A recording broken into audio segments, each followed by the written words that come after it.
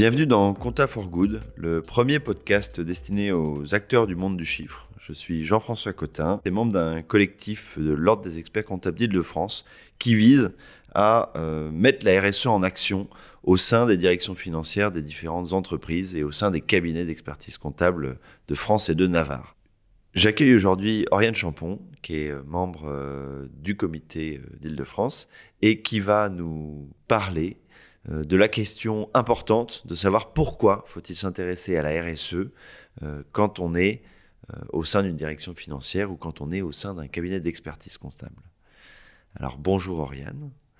Est-ce que... Bonjour Jean-François. Donc Oriane, tu as fait une dizaine d'années au sein d'un cabinet d'expertise classique et puis tu as changé de voie et tu t'es mis à 100% RSE.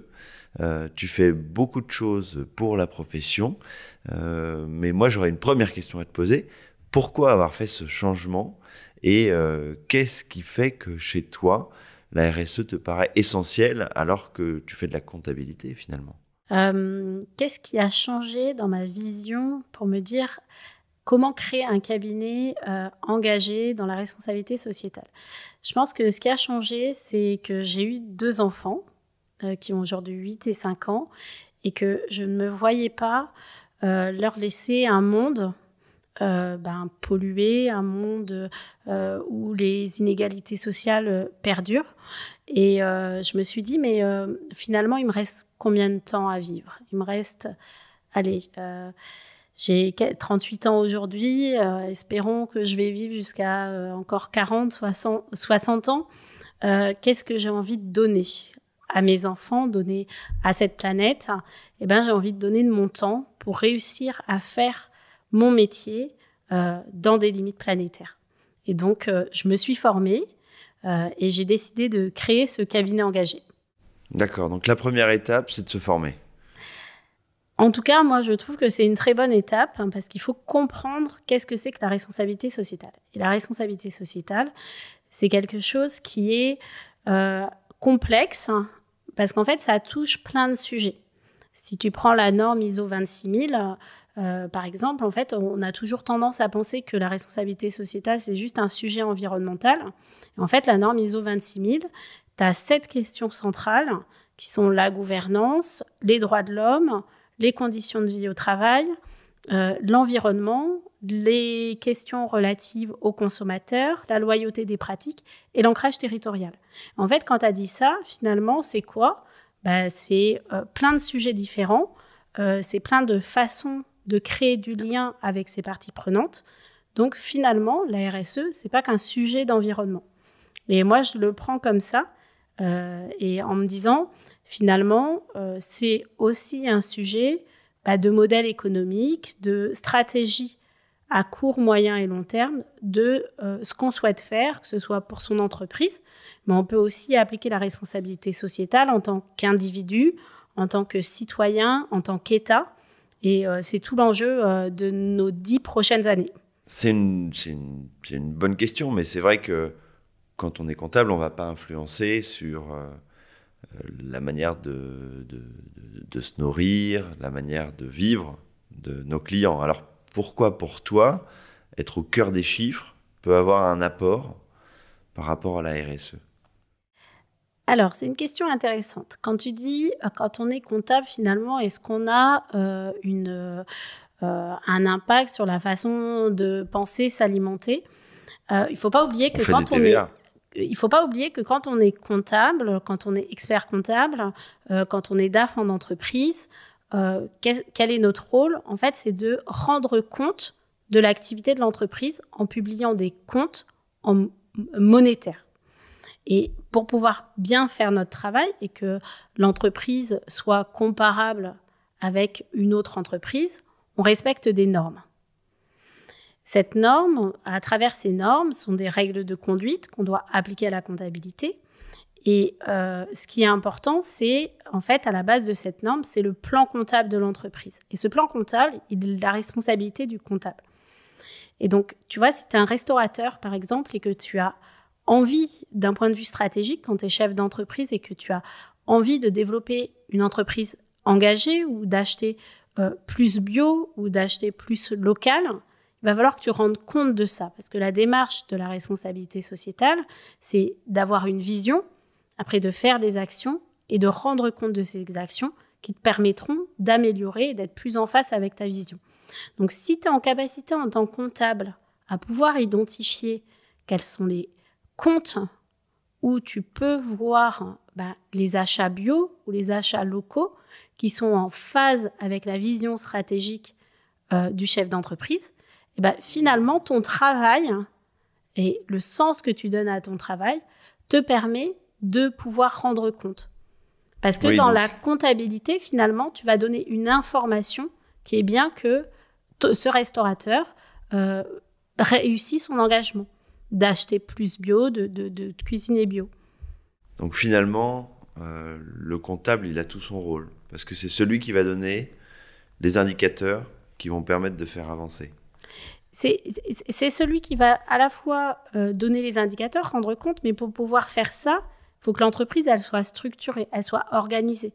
Que quand tu as quelqu'un, par exemple, si on reprend l'exemple du restaurateur, quand le chef de cuisine va acheter des aliments bio sur le marché ou à Rungis, quand il revient, il faut que cette information elle soit présente sur un document qui est la facture pour que le comptable puisse le comptabiliser. Sinon, cette information se perd. Donc, savoir où est le point de départ de la donnée et réussir à l'emmener à la fin, c'est-à-dire la comptabilité, c'est pour moi ce qui est important. D'accord. Donc, en fait, pour toi, le monde comptable, c'est un peu le premier monde qui doit changer. Parce que sans lui, on n'aura pas les chiffres pour savoir comment on avance. On n'aura pas les chiffres, mais pas que ça. C'est-à-dire qu'il ne pourra pas changer tout seul. C'est-à-dire que tu comprends bien que si il n'a pas la connaissance de la vision stratégique du chef d'entreprise, s'il n'a pas le dialogue avec le responsable des achats ou avec le responsable, principalement responsable des achats, par exemple, puisqu'on parle des achats, il ne va pas réussir à rendre compte de ce qui est finalement important pour l'entreprise et de ce qui compte vraiment, c'est-à-dire acheter bio et responsable. Alors, donc, tu vois, c'est un système, c'est une organisation.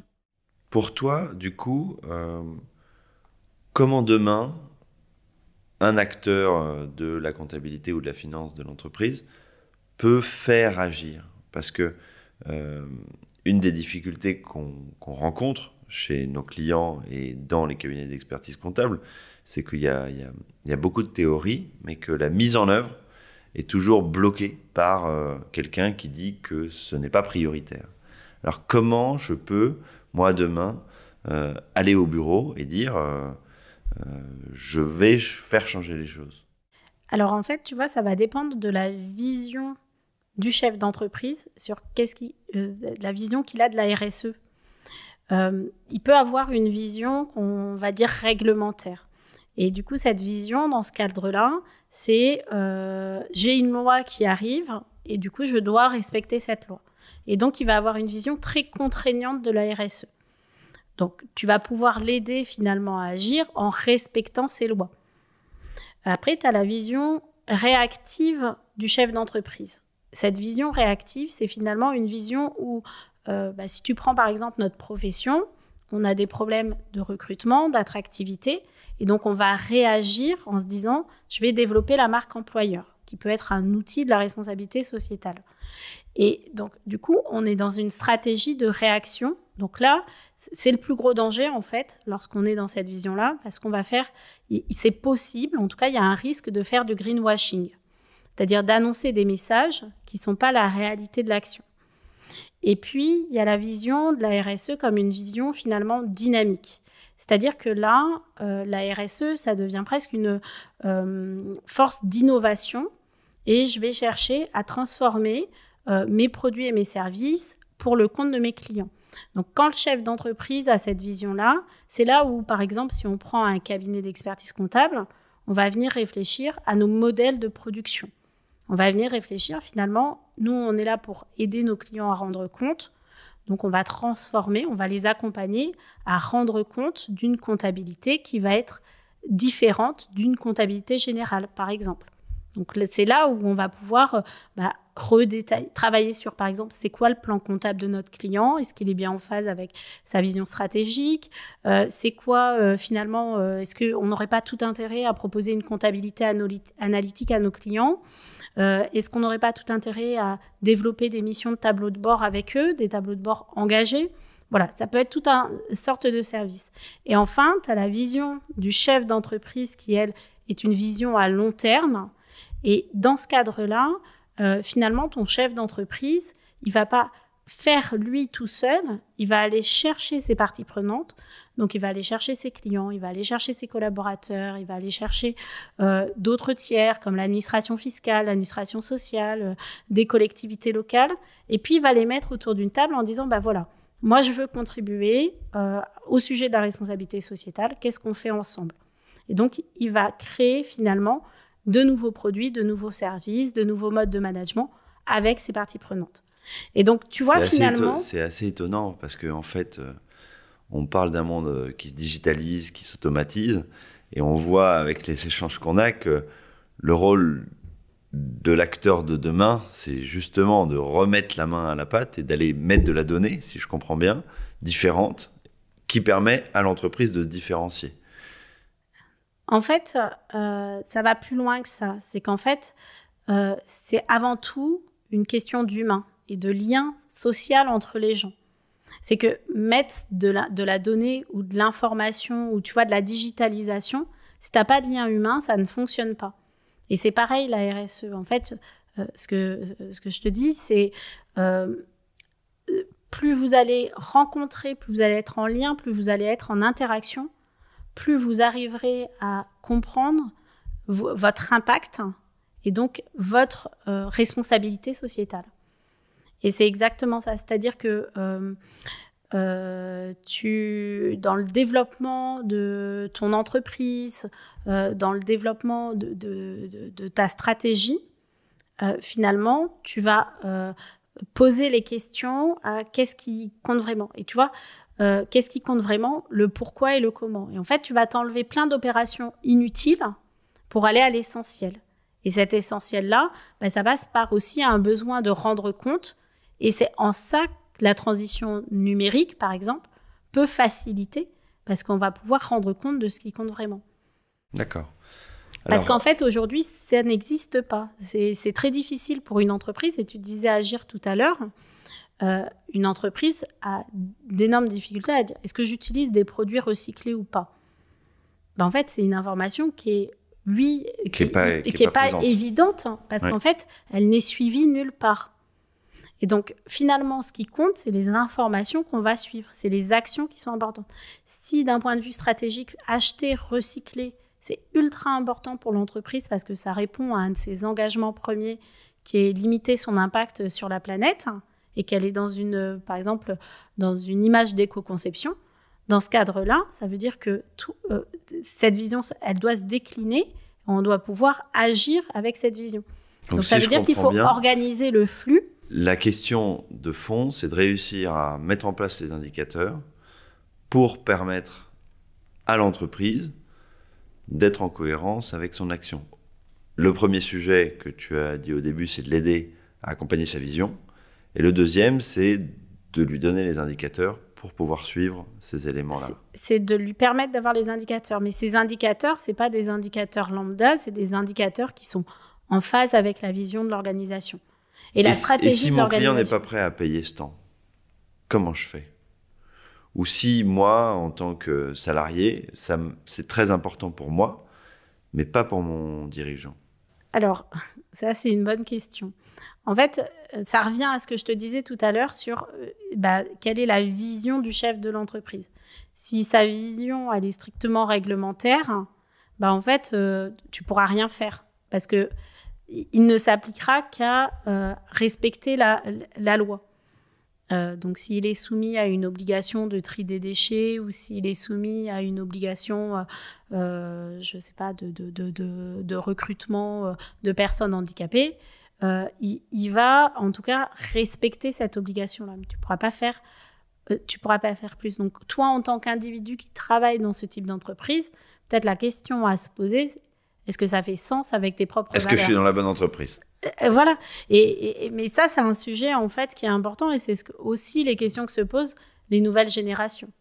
Alors du coup, j'ai une question à te poser avant qu'on termine cet échange. C'est demain, sans forcément changer d'entreprise, parce que c'est un vœu pieux, mais on a chacun une place dans le système économique. Qu'est-ce que je peux faire en allant au travail en tant que comptable ou contrôleur de gestion pour mettre ma pierre à l'édifice? C'est une question qui est complexe. Comment je mets la RSE en action demain? En fait, c'est une question qui est complexe parce que le faire tout seul, tu vas t'épuiser. Et le but, c'est pas de le faire tout seul, c'est d'en parler. Donc peut-être déjà d'en parler, de te sensibiliser. Toi, en tant qu'individu, d'aller voir ce qui se passe dans les associations, de changer ta lecture des choses, de voir autrement en fait et de penser autrement. Ça, c'est déjà une première chose. Et après, si tu dois faire bouger ton entreprise, ça, il y a des choses que tu pourras faire bouger. Tu pourras discuter avec tes collègues et tout. Mais si c'est changer le métier de ton entreprise, ça, tu ne pourras pas le faire tout seul. Donc, c'est les dirigeants qui pourront le faire. Une dernière question. Est-ce que tu aurais un auteur, un podcast à nous recommander pour quelqu'un qui a envie d'aller plus loin sur cette réflexion autour de pourquoi s'intéresser à la RSE quand on est comptable? Alors, je ne sais pas si c'est forcément dédié aux comptables, mais je dirais déjà, une des premières choses, en tout cas, moi, ce qui m'a fait bouger et avancer, qui m'a questionné, qui m'a donné envie d'approfondir les choses, c'est tout le travail qui est fait par The Shift Project, qui est un think tank créé par Jean-Marc Jancovici. Et donc, et qui repose bien, en fait, le développement économique de ces 200 dernières années et l'état de la situation de la planète, et qui réfléchit beaucoup, qui apporte pas mal de solutions. Donc, c'est ma recommandation. The Think Project. Ok, écoute, on le note. Merci pour cet échange. Je pense que pour moi, et j'espère pour les auditeurs, c'est un peu plus clair sur pourquoi c'est essentiel de s'intéresser à la RSE quand on est dans le monde du chiffre.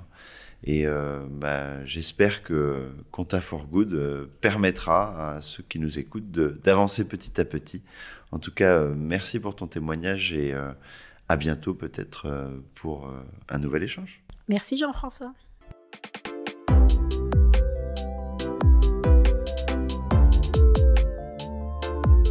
Merci pour votre écoute. Je suis heureux d'avoir passé ce temps avec vous. Cet épisode vous a plu? N'hésitez pas à le partager sur vos réseaux sociaux ainsi qu'à vos proches. Faisons grandir ensemble la communauté des acteurs engagés. Vous pouvez retrouver tous nos épisodes sur vos plateformes d'écoute préférées ainsi que sur le site de l'Ordre des experts comptables, oec-paris.fr. Un grand merci de m'avoir écouté jusqu'ici et à très bientôt pour le prochain épisode.